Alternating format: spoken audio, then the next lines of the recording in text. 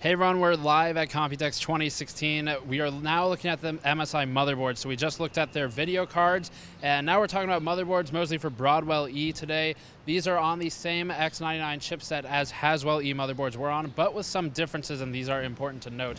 First of all the boards are labeled as X99A. That A suffix is not an Intel thing. It's not the new X99A chipset from Intel. It is in fact MSI's sort of suffix that just identifies that these are for Broadwell-E. They're built for Broadwell-E, not for haswell-E.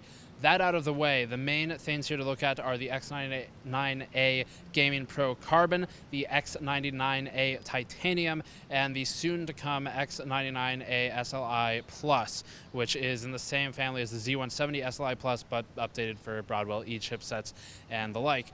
So of these boards, the Titanium one's really the major overclocking focused one. This is for the super enthusiast users. It's actually got a really heavy-duty backplate behind the board, and if you're wondering what a backplate on a board is for, it's really mostly for instances where you've got a huge amount of torque applied to the board. So these instances would include using something like a really heavy duty Be Quiet cooler that might exceed the spec of the socket type of what it can support in terms of force or gram force, whatever, applied to the board.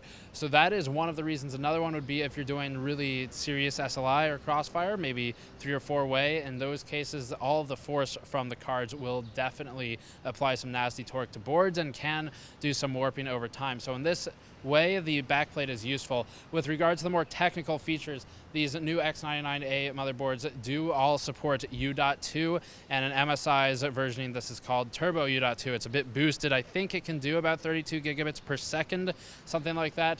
But U.2 uses the PCIe lanes rather than the SATA HSIO lanes from the chipset, and PCIe lanes for storage are of course much faster. This is where you get things like NVMe through PCIe SSDs.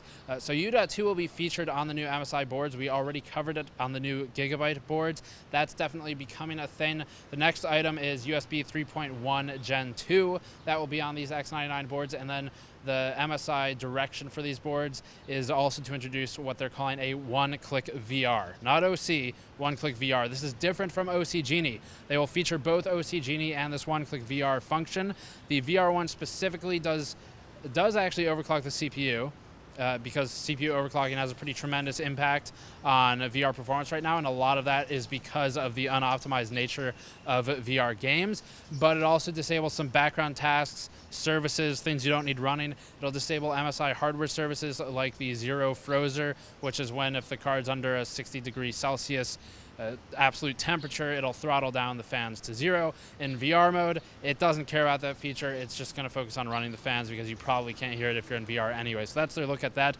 Auto OC or OC Genie is still the same as it's pretty much always been. Use a lookup table or something to that extent. It does some testing on the system to check what hardware you have in the system, and that's pretty much covers the new updates for these things. They've all got some kind of mystic lighting on them, and to some degree, or most of them do anyway, and the Gaming Pro Carbon does have more of that lighting on it because it's targeted at gamers rather than sort of the super enthusiast market, but that's everything. So that's everything for MSI's new X99A motherboards. These will be supporting the Broadwell-E CPUs. They're on the chipset you would expect, X99, same socket type that we all know.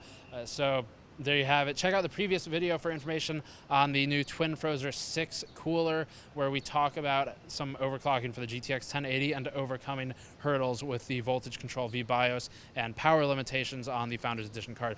So thanks for watching. Patreon link in the post video if you want to help us out directly. I will see you all next time.